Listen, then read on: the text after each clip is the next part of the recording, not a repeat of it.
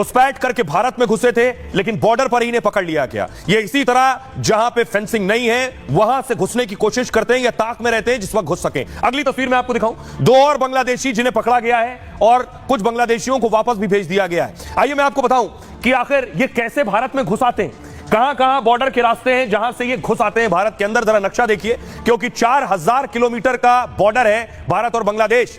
ये आप देख रहे हैं, इससे पहले नक्शा मैंने आपको दिखाया है। बांग्लादेश आप देख रहे हैं लाल रंग में, और जरा बॉर्डर देखिए, पश्चिम बंगाल 2216 किलोमीटर का बॉर्डर है, सबसे बड़ा बॉर्डर पश्चिम बंगाल और बांग्लादेश का है। सबसे ज्यादा घुसपैठ की खबरें यहीं आती हैं। उसके बाद देखिए असम में 262 किलोमीटर का बॉर्डर है। हेमंता बिस्वा शर्मा घुसपैठ के आरोप लगाते रहे वहां से भी लंबे वक्त से। मिजोरम में 318 किलोमीटर का बांग्लादेश और मिजोरम बॉर्डर है, यहां से भी घुसपैठ की खबरें आती हैं। त्रिपुरा में 856 किलोमीटर का बॉर्डर है, यहां भी इस तरह की खबरें आती हैं।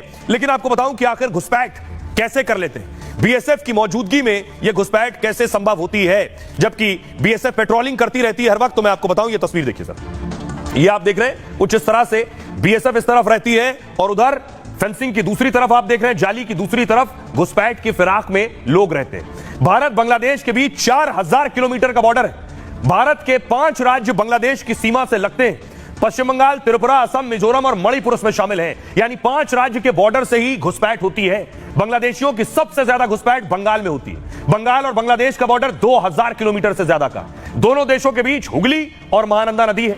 भारी बारिश और बाढ़ से कुछ जगह बाढ़ टूट भी गई, जिसका फायदा उठाकर घुसपैठिए घुसपैठ करते हैं। फर्जी दस्तावेजों से घुसपैठ करवाने वाले गैंग भी इन बॉर्डर पर सक्रिय रहते हैं, जिनमें पहले से रह रहे कुछ घुसपैठिए शामिल होते हैं। पैसे के लालच में कुछ भारतीय एजेंट भी जुड़े रहते हैं, जो बॉर्डर पर इनका फर्जी आधार कार्ड बनवाते हैं। असम, त्रिपुरा, मेघालय पर पहाड़ और घने जंगल है, इसका फायदा उठाकर भी वो भारत में एंट्री कर लेते हैं। आरोप यह है कि बांग्लादेशी घुसपैठिया बड़ा वोट बैंक हो जाते हैं यहां आने के बाद, इसलिए कुछ पार्टियां भी इन्हें पनाह देती हैं, क्योंकि उन्हें इसमें फायदा दिखता है। भारत के दबाव के बाद पहली बार बांग्लादेश ने कबूल किया है कि हिंदुओं के खिलाफ हिंसा हुई है। पहली बार बांग्लादेश ने माना है कि हिंदुओं के घर जलाए गए, उन्हें मारा पीटा गया है।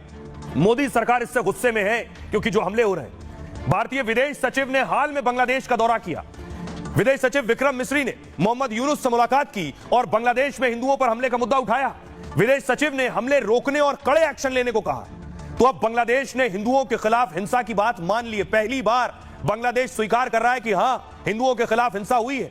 मोहम्मद यूनुस के प्रेस सचिव हैं शफीकुल आलम ने इस बात का खुलासा किया है। शेख हसीना के हटने के बाद हिंदुओं पर हमले की 88 घटनाएं हुई हैं। अभी भी सिर्फ 88 घटनाएं मान रहे हैं, लेकिन घटनाएं इससे ज्यादा हुई और इन घटनाओं में 70 लोगों को गिरफ्तार किया गया, यह भी स्वीकार किया बांग्लादेश ने।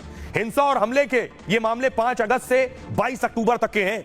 यूनुस के सचिव ने माना है कि हाल में हिंसा की कुछ और घटनाएं भी हुई हैं और इस मामले में भी कई लोगों की गिरफ्तारियां की गई हैं। हिंदुओं पर हमले को लेकर बांग्लादेश कार्रवाई कर रहा है। अब तक यूनुस सरकार कहती थी कि हिंदुओं पर हमला ही नहीं हुआ, लेकिन अब हिंदुओं पर हमले को लेकर एक्शन की बात कर रहा है। मतलब यह भी माना है कि बांग्लादेश में हिंदू निशाने पर हैं।